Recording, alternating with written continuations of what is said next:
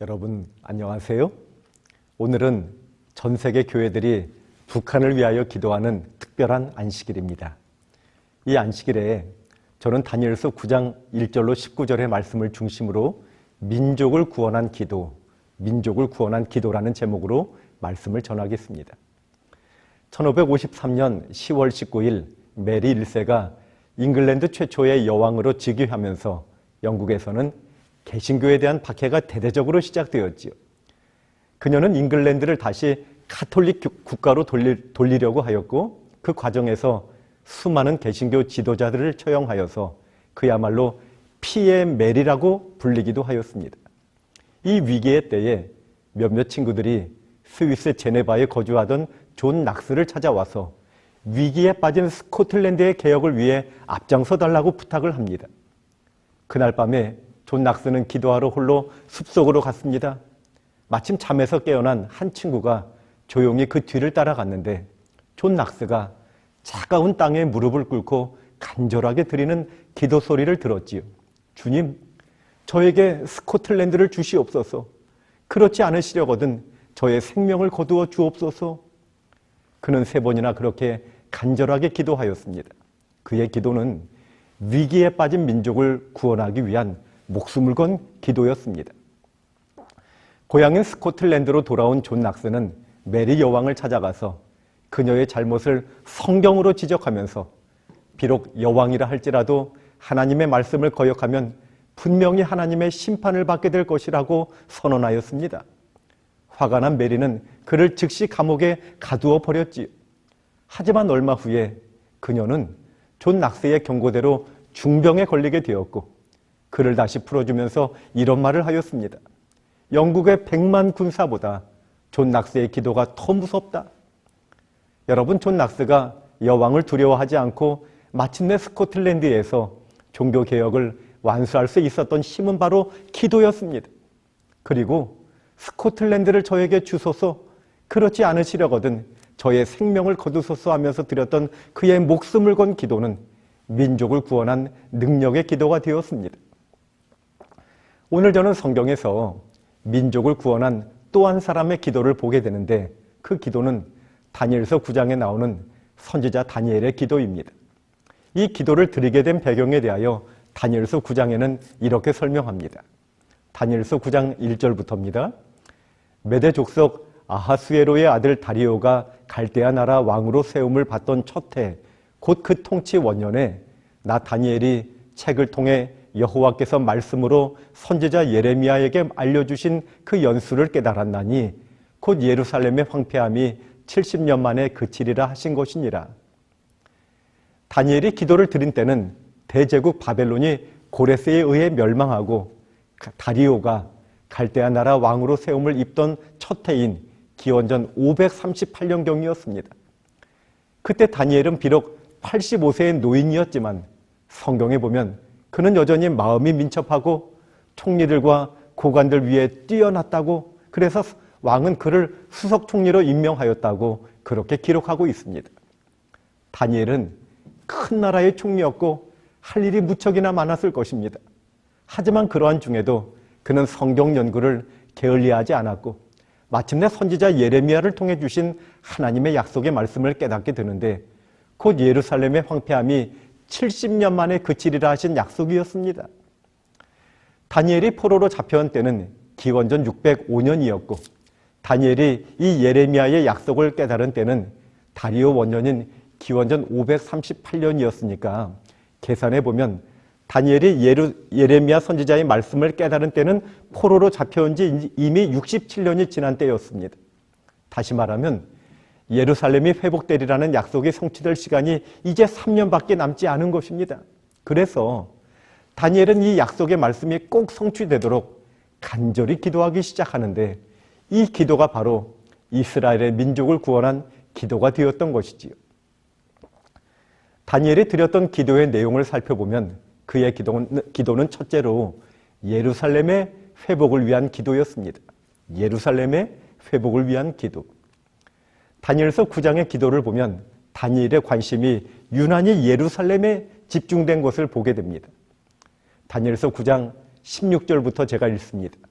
주여 구하옵나니 주는 주의 공의를 따라 주의 분노를 주의 성 예루살렘 주의 거룩한 산에서 떠나게 하옵소서. 이는 우리의 죄와 우리 조상들의 죄악으로 말미암아 예루살렘과 주의 백성이 사면에 있는 자들에게 수치를 당함이니이다. 그러하온즉 우리 하나님이여 지금 주의 종의 기도와 간구를 들으시고 주를 위하여 주의 얼굴빛을 주의 황폐한 성소에 비추시옵소서. 나의 하나님이여 귀를 기울여 들으시며 눈을 떠서 우리의 황폐한 상황과 주의 이름으로 일컫는 성을 보옵소서. 우리가 주 앞에 간구하옵는 것은 우리의 공의를 의지하여 하는 것이 아니요 주의 큰 긍휼을 의지하여 함이니이다. 주여 들으소서. 주여 용서하소서. 주여 귀를 기울이시고 행하소서. 지체하지 마옵소서. 나의 하나님이여 주 자신을 위하여 하시옵소서. 이는 주의 성과 주의 백성이 주의 이름으로 일컫는 바 됨이니이다. 여러분, 다니엘은 주의 성 예루살렘, 황폐한 성소, 주의 이름으로 일컫는 성 같은 그런 용어들을 사용하면서 특별히 예루살렘의 회복을 위하여 간절히 기도하는 모습을 보게 됩니다. 우리 모두가 아는 것처럼 예루살렘은 성경에서 가장 중요하게 여겨지는 도시였지요. 예루살렘이란 이름이 성경에 무려 750번, 또 예루살렘을 지칭하는 다른 이름들까지 합치면 무려 2000번 가까이나 성경에 언급됩니다. 사울 왕이 죽은 후에 다윗은 이스라엘 전체의 왕이 되어서 예루살렘을 이스라엘의 수도로 정합니다. 그리고 그의 아들 솔로몬은 그곳에 아름다운 성전을 지었지요. 예루살렘은 바로 이스라엘의 수도요, 하나님의 성전이 있는 곳입니다. 그곳은 하나님이 임재하시고 통치하시는 곳, 하나님과 이스라엘 백성들 사이에 언약을 맺은 곳이었습니다. 그래서 이스라엘 백성들은 적어도 1년에 3번 6월절, 77절, 초막절에 하나님을 뵈러 예루살렘으로 올라갔습니다. 이처럼 예루살렘은 이스라엘 백성들에게 삶과 신앙의 구심점 역할을 하는 곳이었습니다. 그러므로 다니엘에게 있어서 예루살렘의 회복은 곧 이스라엘 전체의 완전한 회복을 의미하는 것이었습니다. 다니엘서 9장과 같은 사건을 기록한 다니엘서 6장을 보면 다니엘은 예루살렘으로 향한 창문을 열고 전에 하던 대로 하루 3번씩 기도하였다고 기록합니다. 그의 마음이 언제나 예루살렘을 향해 있었음을 알게 됩니다. 그래서 하나님은 그 기도에 응답하시면서 그 예루살렘을 향한 다니엘의 간절한 마음을 아시고 응답하실 때 그의 관심사인 예루살렘에 관하여 먼저 답을 주시면서 9장 24절에 내 백성과 내 거룩한 성을 위하여 7이레로 기한을 정하였다 하시면서 답을 주신 것입니다. 여러분, 우리나라의 기독교 역사는 북한에서 시작되었습니다. 우리나라 최초의 개신교 순교자인 로버트 토마스 선교사가 1866년에 제너럴 셔먼호를 타고 와서 순교의 피를 뿌린 곳은 바로 북한 지역이었습니다. 재림교의 역사가 시작된 곳도 바로 북한이지요. 1904년 하와이로 가던 손흥조는 중간에 일본 고베에서 구니아 히데 전도사를 만나 재림 기별을 받게 되지요. 그가 수속 불비로 다시 한국으로 돌아오는 배에서 임기반을 만나 기별을 전하게 됩니다. 그리고 임기반은 진남포로 구니아 히데 전도사를 초청하여 전도회를 열고 그 결과로 진남포에 교회가 세워지는데 여러분, 이것이 바로 한국 재림교회의 역사의 시작이 되었던 것입니다. 그리고 20세기 초에 북한에는 기독교에 큰 부흥이 있었습니다. 해방 전에 이미 30만 명이 넘는 기독교인들이 있었고요. 2,000개가 넘는 교회가 세워졌습니다. 특별히 평양에만 2만 명이 넘는 성도가 있어서 여러분, 그 당시에 평양은 동방의 예루살렘으로 불리기도 하였습니다. 김재신 목사님이 쓰신 북한 교회사라는 책에 보면 해방 전에 이미 북한 지역에 최소한 98개의 재림교회가 있었고, 그래서 그 당시 재림교회는 북한 지역에서 개신교회 5대 교단 중에 하나로 꼽힐 만큼 그렇게 영향력이 있었습니다. 하지만 해방 후에 공산 정권이 들어서면서 본격적으로 기독교 탄압이 시작되지요. 교회의 재산을 몰수하고 성직자를 회유하고 납치하고 죽이기까지 합니다. 또 하나님을 믿는 사람들에 대한 위협과 박해도 이어지지요. 6.25 전쟁 후에 김일성은 본격적으로 북한에서 교회를 없애기 시작하는데 파악된 무너진 북한의 교회 수만 해도 3,000개가 넘습니다. 여러분, 다니엘이 예루살렘의 회복을 위하여 기도하였던 것처럼 한때 동방의 예루살렘이라고 불렸던 그 북한 교회의 회복을 위하여 이제는 우리가 기도할 때가 아니겠습니까?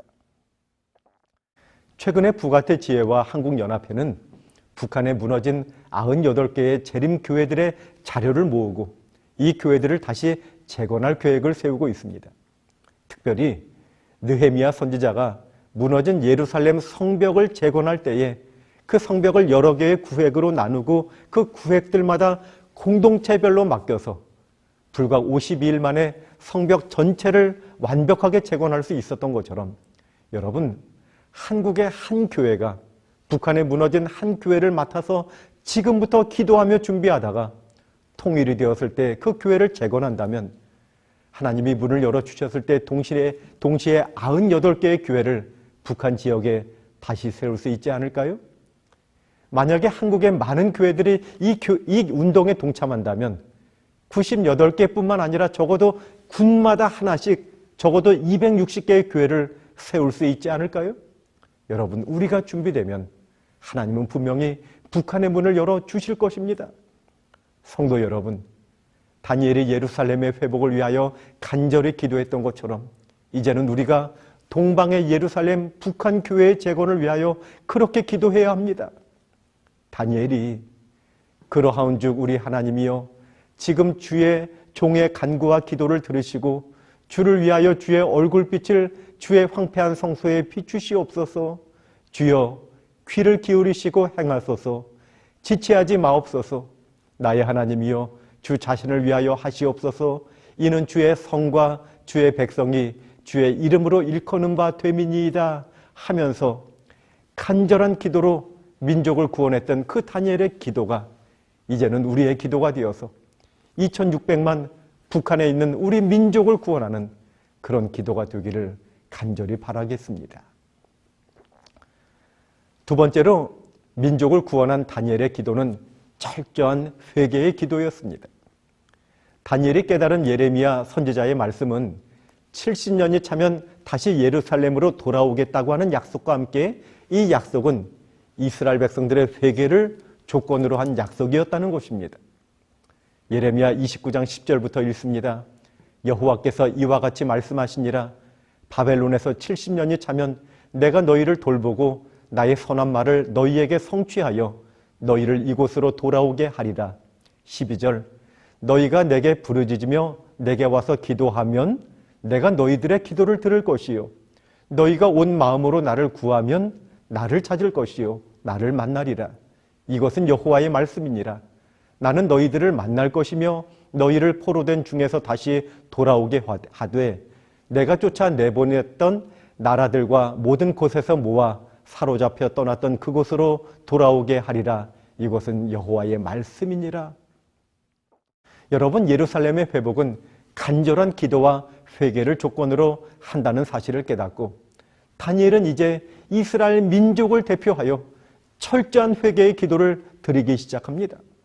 특별히 다니엘서 9장 3절에 내가 금식하며 베옷을 입고 죄를 덮어쓰고 주 하나님께 기도하며 간구하기를 결심하였다고 기록합니다. 여러분, 다니엘은 금식하면서 베옷을 입고 죄를 덮어쓰고 기도하였습니다. 금식을 하였다는 것은 하나님 앞에 간절함의 표현이었고 베옷을 입는 것은 자신의 죄에 대한 슬픔의 표현이었고 죄를 덮어쓴다는 것은 자신의 무가치함을 인정하면서 오직 하나님의 자비하심을 의지하겠다는 마음의 표현이었습니다. 그리고 다니엘은 죄를 변명하는 대신에 있는 그대로 고백합니다. 5절에 우리는 이미 범죄하여 패역하며 행악하며 반역하여 주의 법도와 규례를 떠나 싸우며 라고 기도하지요. 여러분, 여기에 다니엘은 이스라엘의 죄를 4개의 히브리어 단어를 통하여 고백하는데 첫째로 범죄하여 핫하는 하나님의 뜻에서 벗어난 것을 의미합니다. 둘째로 패역하여 아와는 하나님의 율법을 어긴 죄를 표현할 때 쓰는 표현이지요. 셋째로 행악하며 라시아는 율법에 반하여 악하게 행동한 것을 표현하는 것입니다. 마지막으로 반역하여 마라드는 하나님의 뜻에 대하여 공공연히 대적하는 것을 의미하지요.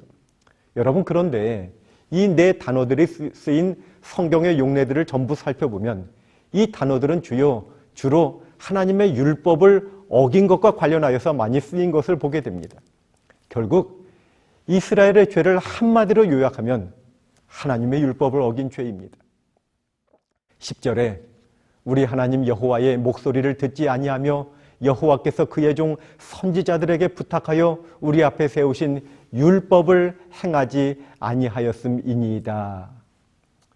그리고 이스라엘의 역사를 볼 때에 그들이 하나님의 율법을 떠났을 때에 그들은 필연적으로 우상 숭배에 빠지게 되었고 그로 인하여 스스로 고난을 자초하게 된 것을 보게 됩니다.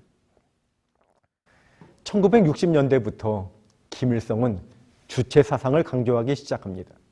여러분, 주체 사상의 핵심은 세상을 바꿀 수 있는 혁명의 주체는 하나님이 아니라 인민이라는 것입니다. 하지만 여러분, 이 주체 사상은 변질되어서 김일성이 자신을 우상화하는 수단으로 사용하게 되었고 나중에는 우상화를 넘어서 신격화하기에 이르게 됩니다.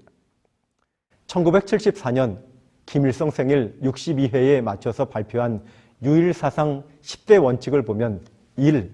위대한 수령 김일성 동지의 혁명 사상으로 온 사회를 일색화하기 위하여 몸바쳐 투쟁하여야 한다. 2. 위대한 수령 김일성 동지를 충성으로 높이 우러러 모셔야 한다. 3. 위대한 수령 김일성 동지의 권위를 절대화하여야 한다. 4. 위대한 수령 김일성 동지의 혁명 사상을 신념으로 삼고 수령님의 교시를 신조화하여야 한다. 5. 위대한 수령 김일성 동지의 교시 집행에서 무조건성의 원칙을 철저히 지켜야 한다. 6. 위대한 수령 김일성 동지를 중심으로 하는 전당의 사상 의지적 통일과 혁명적 단결을 강화하여야 한다. 7. 위대한 수령 김일성 동지를 따라 배워 공산주의 풍모와 혁명적 사업 방법, 인민적 사업 작품을 소유하여야 한다. 8. 위대한 수령 김일성 동지께서 안겨주신 정치적 생명을 귀중히 간직하며 수령님의 크나큰 정치적 신임과 배려에 높은 정치적 자각과 기술로서 충성으로 보답하여야 한다. 9. 위대한 수령 김일성 동지의 유일적領도 밑에 전당, 전군, 전국이 한결같이 움직이는 강한 조직 규율을 세워야 한다. 10. 위대한 수령 김일성 동지께서 개척하신 혁명 위협을 대를 이어 끝까지 계승하며 완성하여 나가야 한다. 여러분, 한마디로 김일성을 절대화, 신격화하는 것입니다. 이미 북한에 세워진 김일성 동상만 3만 5천 개가 넘습니다.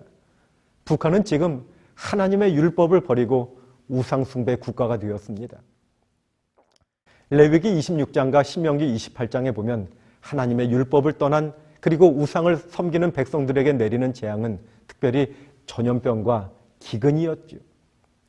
탈북자들의 증언에 의하면 북한은 이미 재작년부터 코로나가 심각하였다고 합니다. 당국에서는 쉬쉬하였지만 많은 사람들이 열병을 앓다가 죽어가는 그들을 귀신병 걸렸다고 불렀다고 합니다. 또 북한은 해마다 심각한 식량 부족을 겪고 있지요. 작년 7월 UN 보고에 의하면 북한은 세계에서 IT 다음으로 영양 부족 2위 국가입니다. 북한에서 영양 실조를 겪고 있는 인구는 1,090만 명, 전체 인구의 42%가 넘습니다.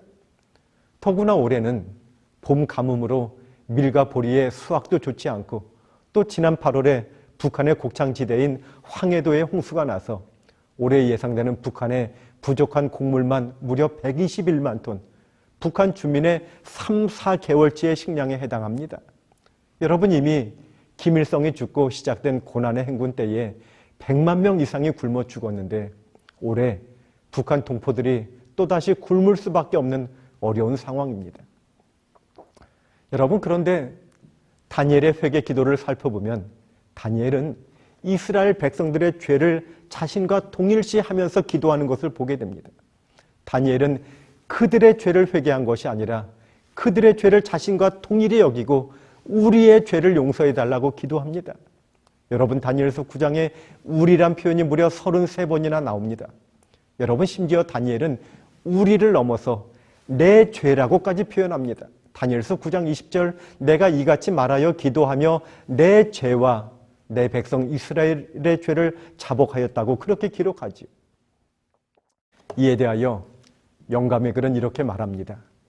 이 존귀히 여김을 받은 선지자는 자기가 깨끗하고 거룩하다고 주장하는 대신에 자기를 이스라엘의 실제 죄인들과 다름없이 죄인으로 간주하고 있다. 그는 깊은 겸비와 눈물로써 그리고 가슴을 찢으며 자신과 그의 백성들을 위하여 간구하였다. 여러분, 다니엘의 기도는 모세의 기도를 연상시키지 않습니까? 모세가 우상을 만들어 섬긴 이스라엘 백성들을 위하여 기도하면서 출애굽기 32장 32절에 그러나 이제 그들의 죄를 사하시옵소서. 그렇지 아니하시오면 원하건대 주께서 기록하신 책에서 내 이름을 지워버려 주옵소서 하면서 그렇게 기도를 하였지요. 여러분, 이 모세의 기도에 대하여 부조와 선지자에는 이스라엘을 위한 모세의 중보는 죄인들을 위한 그리스도의 중보를 설명해 준다. 이렇게 기록합니다. 이스라엘의 죄를 자신의 죄와 동일시하면서 드린 다니엘의 기도는 이스라엘 백성의 죄를 위하여 자신의 생명을 놓고 기도했던 모세의 기도, 그 모든 기도가 우리의 죄를 짊어지고 우리 대신 죄의 저주를 받으시고 십자가에서 우리를 위해 죽으신 우리의 중보자 되신 예수님의 모습을 보여주는 것이지요.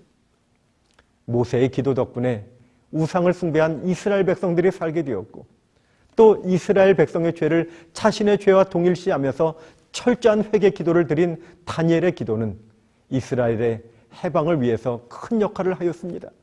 여러분, 마찬가지로 우리의 중보자 되신 예수님의 십자가의 희생과 그분의 기도 중보 덕분에 죄로 인해 죽을 수밖에 없었던 우리들이 영생을 얻게 되었지요.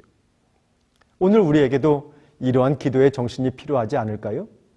민족의 죄를 나의 죄로 여기고 기도한 다니엘처럼, 모세처럼, 인류의 죄를 짊어지고 들이신 예수님의 기도처럼 오늘 우리가 그러한 정신으로 우리 민족인 북한을 위하여 기도한다면 그 기도는 우상 숭배에 빠져 멸망의 길을 걷고 있는 우리 북한 민족을 구원하는 기도가 될 것입니다.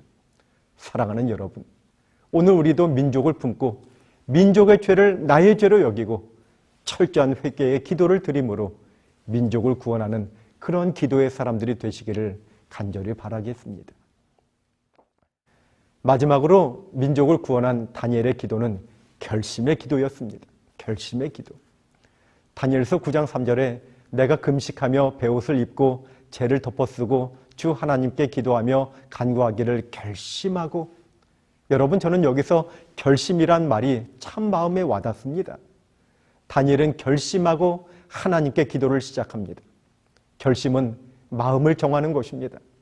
뜻을 세우고 의지를 두는 것입니다. 여러분, 물론 그 결심 자체가 우리를 변화시키지는 못합니다. 우리를 변화시키는 힘은 전적으로 하나님의 능력이고 우리가 전적으로 그분을 의지할 때 가능한 것이지요. 우리가 우리의 의지를 하나님께 굴복시킬 때만 우리는 변화를 경험할 수 있음을 알고 있습니다. 하지만 우리에게는 결심이 필요합니다. 결심을 통하여 하나님께 뜻을 세우고 결심을 통하여 하나님을 전적으로 의지할 때 하나님이 도와주십니다. 교회 증언 1권에 이런 말씀이 있지요.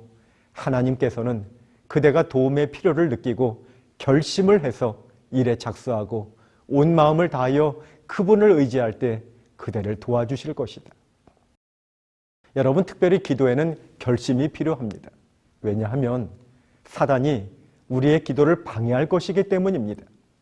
정로의 계단에 이런 말씀이 있습니다. 대적 마귀는 우리가 열성 있는 간구와 믿음으로 시험을 이길 만한 은혜와 능력을 얻지 못하도록 하기 위하여 하나님의 보좌로 가는 길을 막으려고 끊임없이 애쓴다. 역대하 16장 9절에 여호와의 눈은 온 땅을 두루 감찰하사 전심으로 자기에게 향하는 자들을 위하여 능력을 베푸신다고 하신 말씀처럼 하나님은 전심으로 하나님께 기도하는 사람들을 위하여 능력을 베푸십니다. 그리고 이러한 사실을 사단도 잘 알고 있습니다. 그래서 사단은 하나님의 백성들이 기도하지 못하도록 최선을 다하는 것입니다. 다니엘서 9장은 이미 말씀드린 대로 다니엘서 6장과 같은 사건이었지요. 둘 다 다리오 왕 원년의 사건입니다. 우리가 아는 것처럼 다니엘서 6장은 우리에게 너무나 유명한 사자굴의 사건입니다. 사단이 왜 사자굴을 준비했을까요? 그것은 다니엘의 기도를 막기 위해서였습니다. 다니엘의 기도를 두려워했기 때문입니다. 다니엘의 기도를 통하여 하나님이 얼마나 위대한 일을 이루실지 사단도 잘 알았기 때문입니다. 하지만 다니엘은 기도하기로 결심하였고 기도를 중단할 수 없었습니다.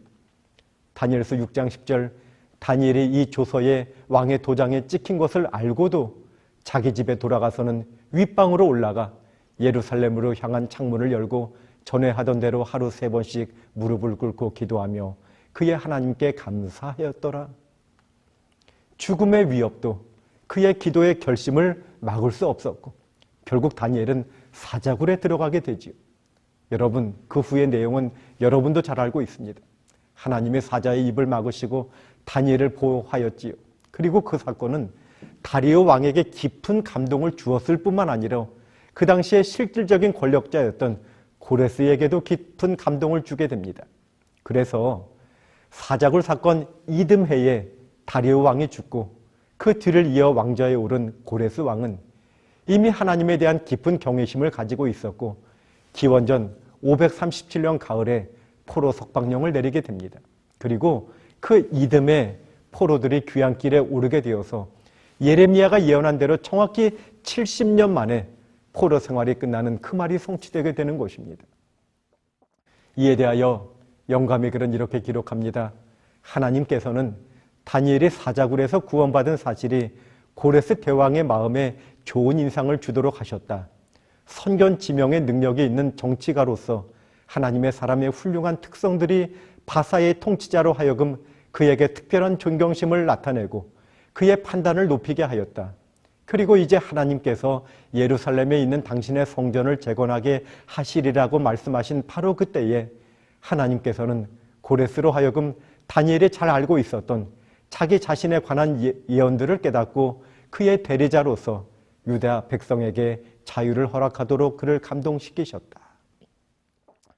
결심하고 드린 다니엘의 기도는 죽음 앞에서도 중단할 수 없었고 결국 그의 결심의 기도가 포로 상황 가운데 있는 이스라엘 민족을 구원한 기도가 되었던 것이지요.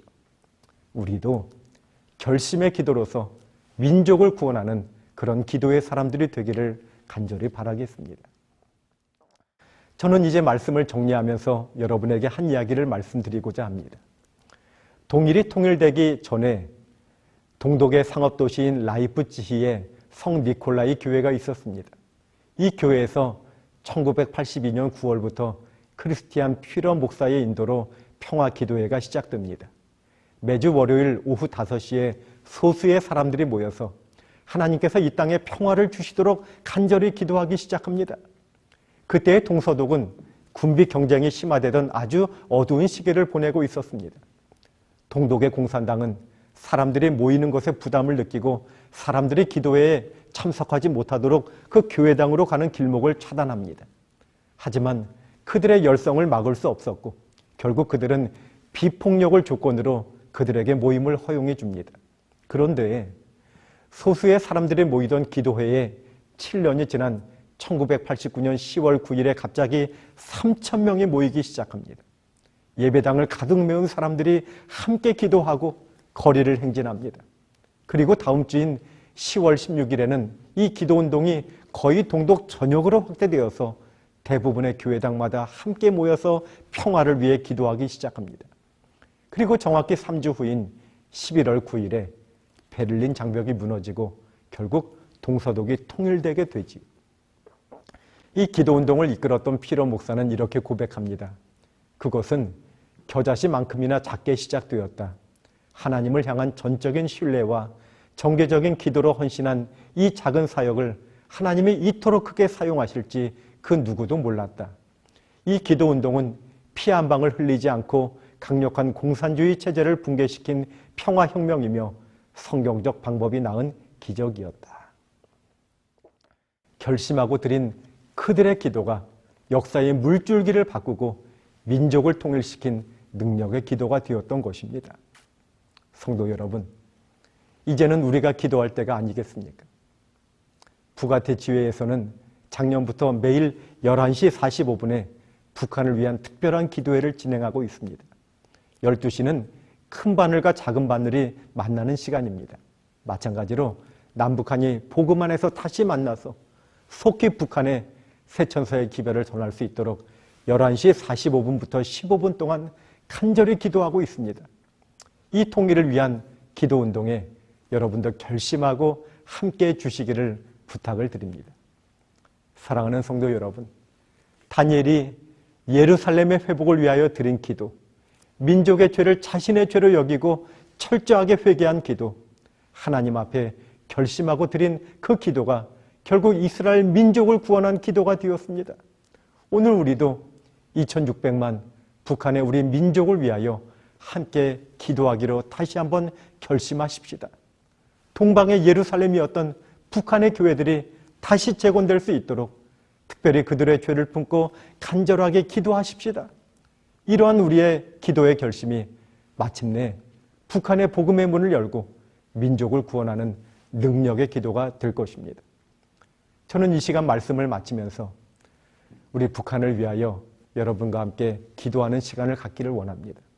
첫 번째로 하나님이 철의 장막을 속히 거두시고 속히 2600만 북한 동포들에게 세천사의 기별을 전할 수 있도록 그렇게 기도해 주시기 바랍니다. 두 번째로 남한의 교회들이 북한 선교를 위해 사명을 감당할 준비가 되도록 기도해 주시기 바랍니다.